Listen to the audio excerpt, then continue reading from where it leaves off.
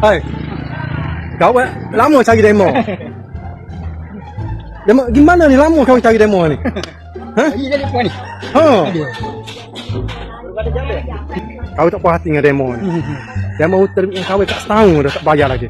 Apa cerita? Jadi tak ada nak bayar kan? Demo motor berapa? 5,000 tengah cover.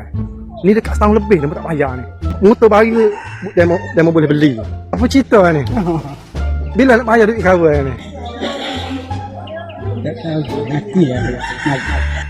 Tak boleh lagi tu. Tak boleh nanti-nanti. Dia ingat duit tu macam duit daun kau. Senang-senang dia tu pinjam kawan.